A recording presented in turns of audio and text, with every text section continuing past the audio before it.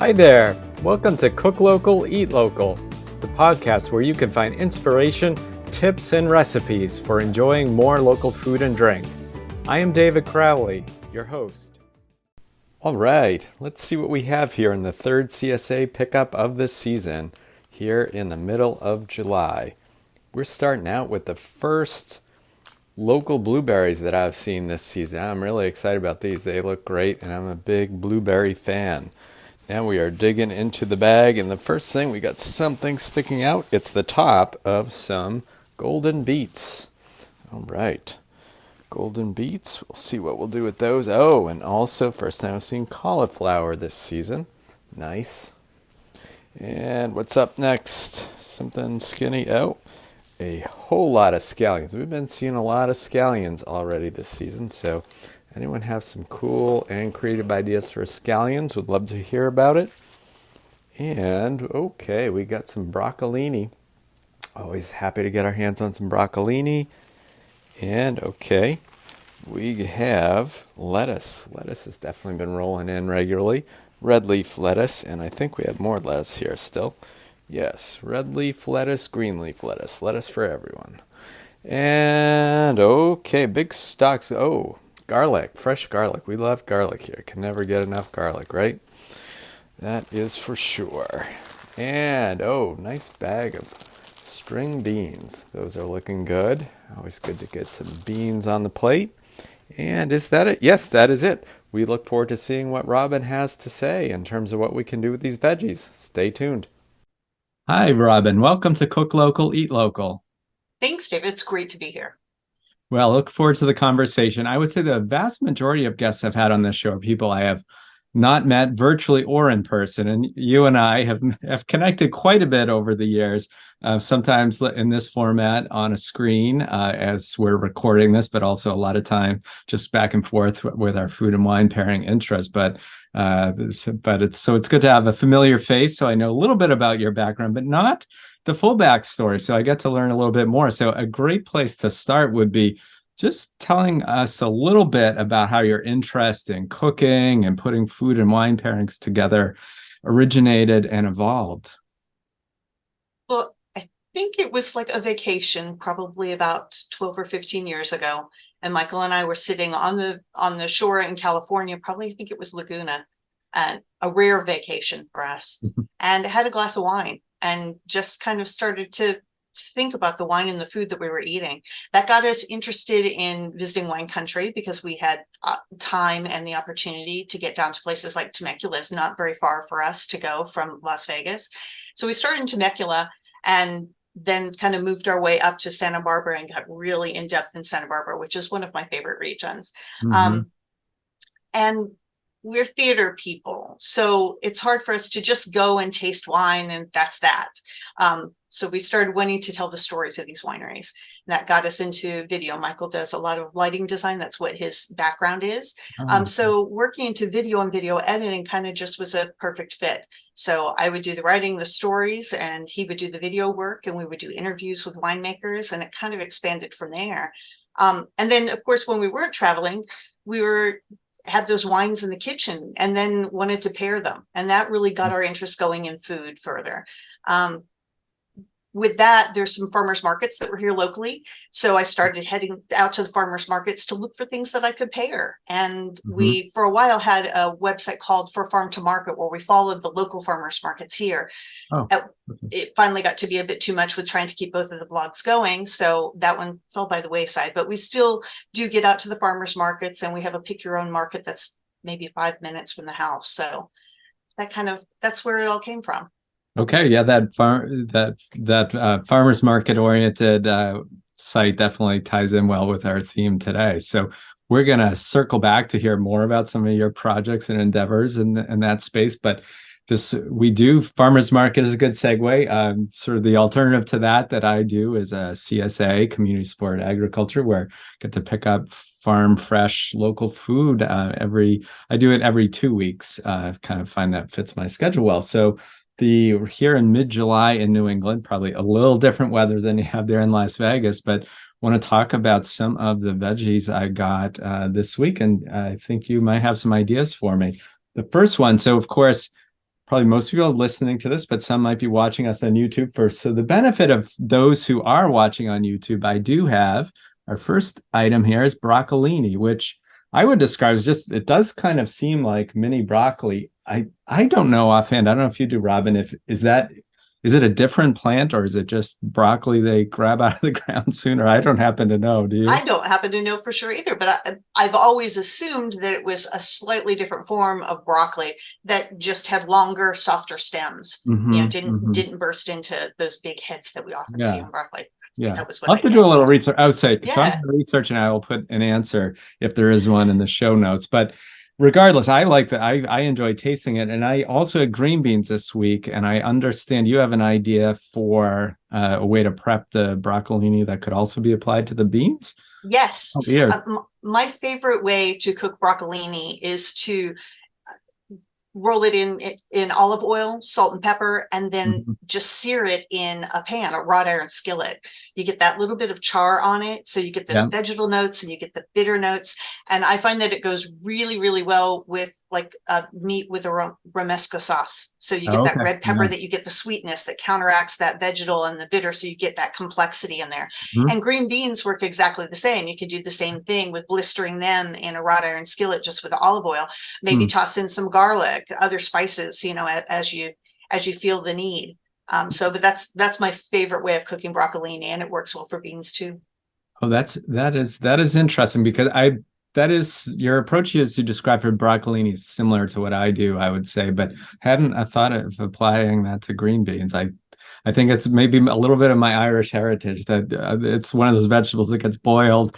I boil it less than my my grandmother would or my mother, but I still, that is my go-to way. So I'm gonna have to take that more. I guess it would be more of an Italian approach, probably, to cook it in the olive oil. So yum. So I know we were going to chat a little bit about wine pairing ideas for some of these things. I know that's not everybody's interest, but you and I certainly shared it. When you're talking about that char on the broccoli, any ideas on wine, like what you might open to go with that? I did a great pairing for that with it was like a flank steak or a strip steak that was grilled with a romesco sauce on it, the charred broccolini on the side, and paired that with a garnacha from Priorat.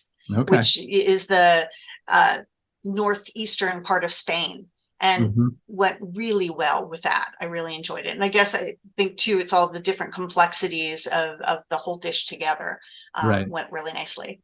And I think I find definitely if you're doing something like charring broccolini or vegetables in general, I think they're better with the red wine. I think if you're doing that kind of method, I agree, as opposed to just steaming or something. Yeah. Well, the next one I was going to talk about, it probably would look better if I had it cut open, but we have a golden beet here, which I think the name probably comes more. I haven't cut one of these open this season yet, but I think it is pretty. The name is fitting when you open it up. It's not the prettiest looking on the outside before you cut it open, but the brilliant gold, as I recall, when you open it up. So, any thoughts on what you like to do with golden beets? Are a go-to for me and typically roasted, and they're so simple. I mean, just wash them, chop off the base of them, a piece of aluminum foil, drizzle it with olive oil, and then I roast it for 30 to 45 minutes at 425 in the oven. I take it out and check it depending on the size of the beet. If you can stick a fork in it or a knife in it and it's soft, then it's good. Take them out, let them cool. Once they're cooled, you can peel that skin off, because as it cooks the outside, so you can easily peel that off, give it a trim, and then slice it up and into salads. Mostly, that's salads with goat cheese. I love it with goat cheese. And the great thing too is that you can store those. Just leave them wrapped, let them cool, and then stick them in the fridge in a container, and you've got beets that you can pull out and slice for salads for a week or so. Oh, I like that tip. Because I do find myself, I do like them roasted as well, but I do tend to think about it kind of short term, like the one use kind of way, whether it's for dinner or something. Actually, well, I do a beet dip that's actually has goat cheese in the recipe that starts that way. But I put in what I need, and I usually have more beets than I need for one meal. So that's it. I just store it that way. I like that. Nice. And do you? I don't know offhand. I don't know if you would say there's much difference flavor wise, like say the golden versus the classic red beet or I I prefer the golden beets. Maybe it's yeah. just because my fingers prefer the golden beets Oh because they yeah, don't get all red, pink. right, yeah. But I think that that golden kind of note to them. They do seem brighter and richer, a little less sweet, probably a Mhm. little less of that, beet earth dirt note to them, Yeah, yeah. that you get with the red beets. So I prefer the yellow beets, but Mhm. not that I don't love red beets too. So Yeah.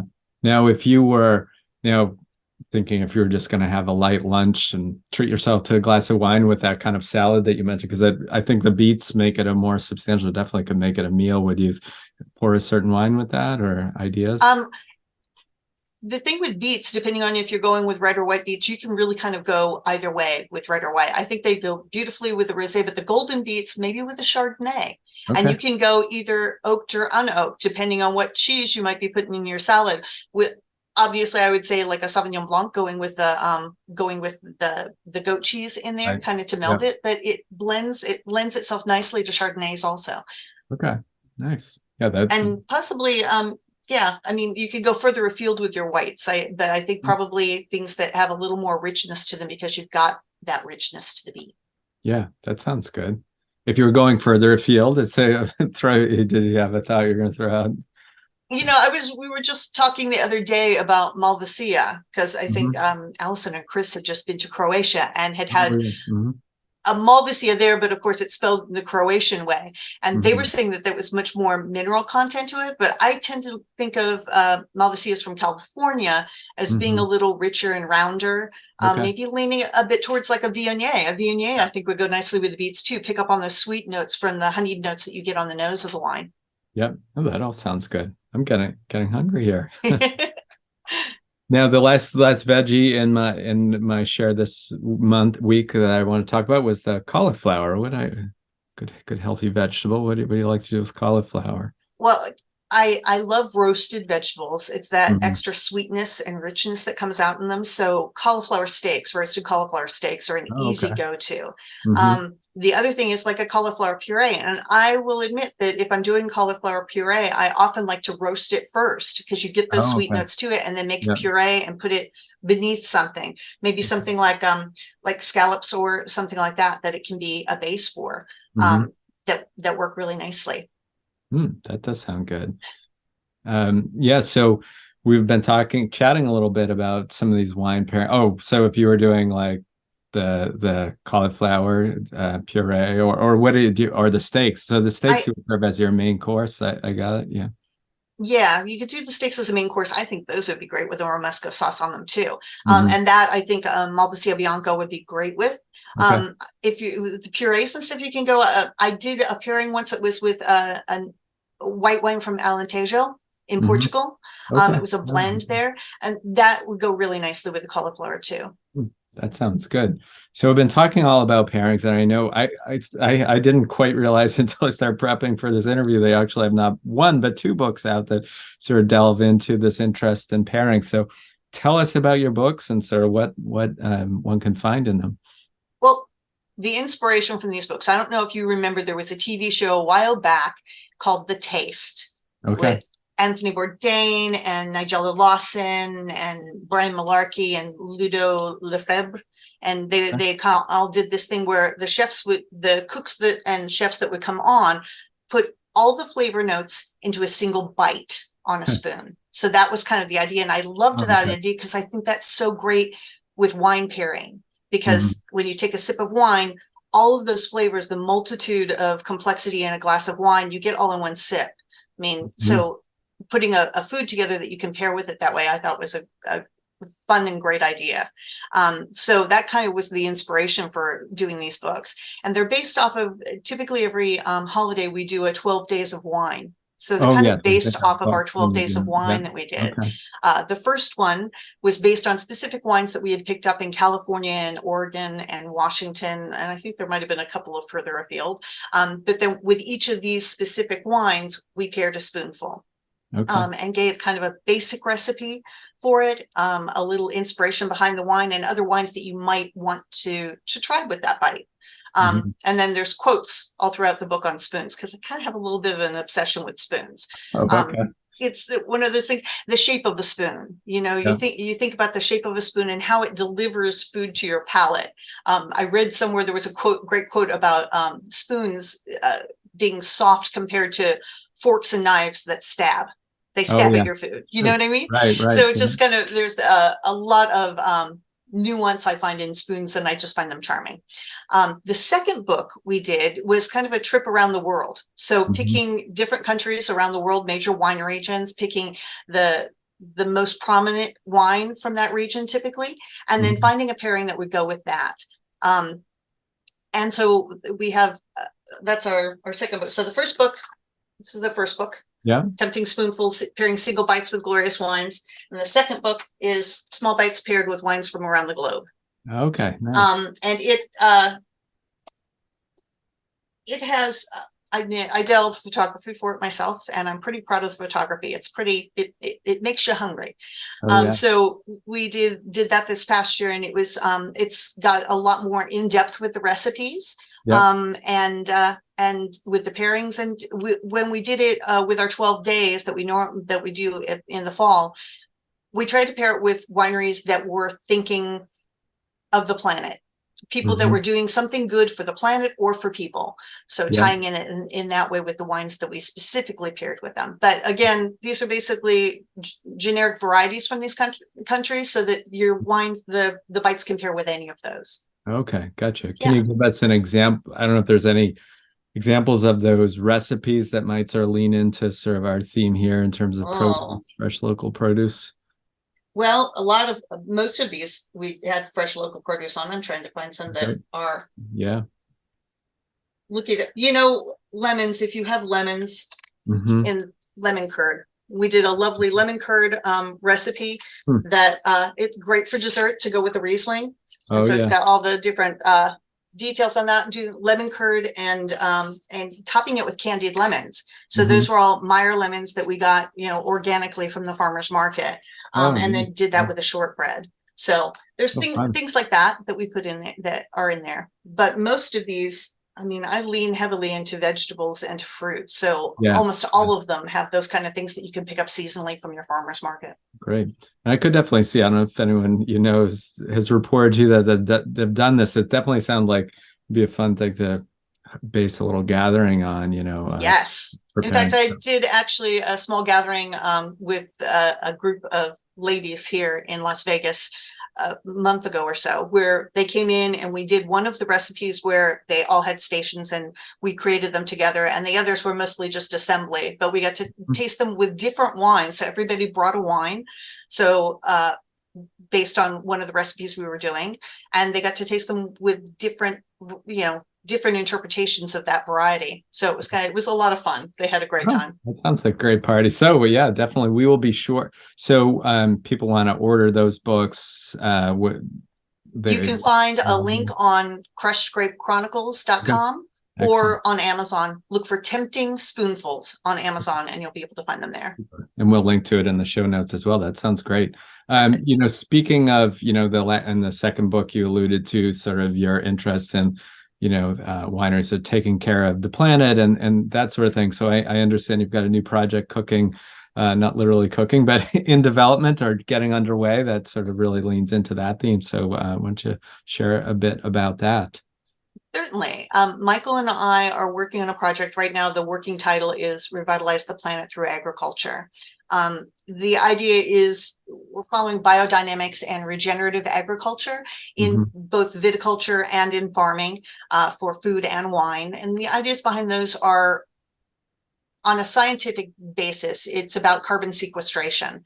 So the way that you're farming is holding the carbon in the soil. This goes into no-till. So less tilling. So when you till the soil, you're releasing carbon into the atmosphere, which we don't want for global warming and climate change.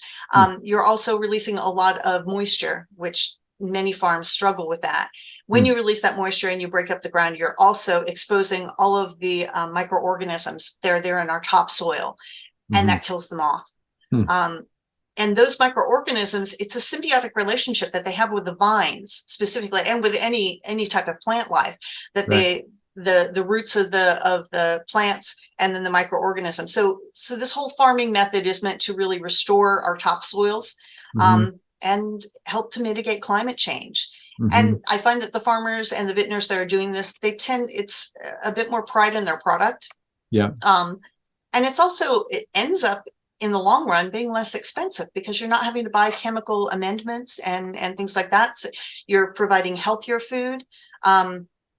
You're redeveloping the land in a way that is much more natural to it. So, lots more biodiversity and things. So we've been following wineries that have been doing biodynamics for quite a while. And then on top of that, now the Regenerative Organic Alliance has been founded, and they're doing a certification program.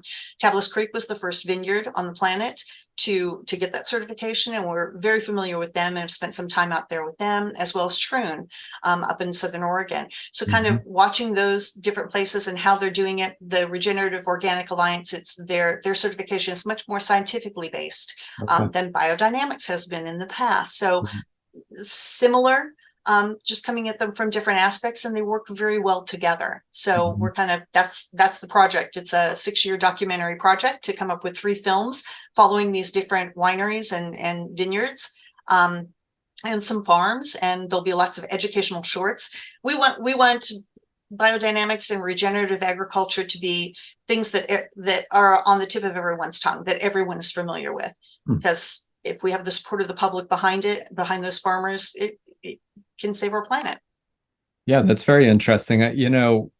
There's so many things contribute to global warming and climate change and stuff, but I hadn't heard that piece about sort of just the carbon that's released in tilling the soil. I mean, there's really other aspects of agriculture. You hear a lot about, the impact of cattle and stuff, but that is very interesting. So that will be an interesting project to follow. I guess I'm curious. I know you mentioned you and Michael both have theater backgrounds. Some of the stuff is sounding pretty sciencey. Do you have science or agriculture backgrounds, either of you, or it's just something you've kind of? No, it's actually mostly theater. Just kind of Michael has always been into lighting design, and I did a lot of technical theater and a lot of stage management. But we're both really passionate about the planet. Yeah. And, it's things that and so it's constantly learning, which I guess as part of the storytelling, the fact that we've come from a place that we're learning it also. And we're not, I don't claim to be the expert. We go out and talk to the experts so that they can explain it, and that we can get that information out to others so they can be learning along with us. Great. Yeah, I can see that now you explain it. You don't I guess somebody with a PhD in biochemistry or something might just start the conversation on a level at a different level. Yes, kind of make it hard for everyday folks who don't have that background to engage with. So I can see the storyteller approach would be good for lifting those stories up. Well, we'll definitely maybe have to get you back on when you get a little further into that journey. That would be great. We do like to touch it, kind of bringing back to the circle of what's fresh and local now in your community. I'm guessing you're experiencing some of that heat that I've been hearing about in Las Vegas. Yeah. What's the high forecast today? Or I don't know, but maybe you don't want to look at it. I'm sure that it's probably into triple digits. We hit 114 the other day, but we have been very lucky. You talk about climate change. We didn't have triple digits out here until the very end of June. And that's super late for us. We had gone 293 days without triple digits in Las Vegas. And that's a record since the beginning, the early days when they started taking temperature records here in the valley. Wow. So we're very grateful for the cool temperatures that we've had. We are into the heat of summer now. What happened with our local farmers, with our local market and our local the Gilcrease Orchard, which is a pick your own farm, they had a very shortened season because it was very, very cool. And then by the time they opened, they only had a little bit of time before, suddenly we're into the triple digits. And that means that for the pick your own, they have to back up the hours because they close at 11 in the morning. They're open from 7 to 11 because then it's too hot out there for people to be out there. But tomatoes are booming out there, and zucchini and squash are booming out there. They've got lots of garlic and onions right now. And peaches are in season right now here. But we were also just up in Caliente. We're working with a farm up in Caliente, Nevada, which is about 2 hours north of where we are in Las Vegas. And Blue Lizard Farms up there works in hoop houses and greenhouses. And he's got a lot of vegetables. They do a lot of greens up there, fresh greens, and they do super greens. They do spring greens, and they do spinach. And they've got this great mowing machine. So they grow them up a little bit while they're small greens. And then there's a mower that goes across and puts them on a conveyor belt so that they can go and rinse them and bag them and everything from that. And I think they get 2 to 3 harvests out of each set of seeds that way. So it's really kind of fascinating and interesting that way, but good, nutritious greens up there. And they also have in their greenhouses fresh tomatoes. My husband, Michael, doesn't like tomatoes. At least not raw. He likes them cooked, but he doesn't like them raw. And so we're walking through, Rodney's just picking off a Roma tomato and handing them to us. And Michael kind of looked at it for a minute and they took a bite out of it. And he ate the whole thing. Because I mean, they're just, it's again, small farms. They're growing these heritage varieties of tomatoes, and you can just pick them and eat them because they have so much flavor. So that, those are the kind of things, though, they're in season for us right now. Oh, that sounds great. That's a good reminder of the more local, the local you got, it's fresh, but also you do tend to get more varieties and flavor that way too. Excellent. Well, this has been great chatting with you, Robin. Before we wrap, do you want to just remind people again where they can go for both your book, but your other content on Crushed Grape Chronicles? CrushedGrapeChronicles.com. That would be where you can find most everything. We're on Instagram at Crushed Grape Chron, because we had too many letters. And on Facebook, it's now I have to remember. It is CGC, From Dirt to Glass. Okay. That's kind of the way that we approached it with our stories is from the dirt that the vine grows into all the way into when it gets poured into your glass. So, super. And then the books you can find again on either through the link on our site or on Amazon under Tinting Spoonfuls. Definitely encourage everybody to check that out. I've definitely got to grab a copy of that book. That sounds excellent. Well, it's been great catching up, Robin, and good luck with this new project. Thank you. It's always such a joy to talk with you, David. All right. Take care. Take care. Thank you. Thanks for tuning in to this episode of Cook Local, Eat Local. To get the show notes with links for recipes and resources we covered today, go to cooklocaleatlocal.com to get the podcast landing page. And please be sure to subscribe to Cook Local, Eat Local wherever you get your podcasts. Make it a great day with some tasty local food on your plate.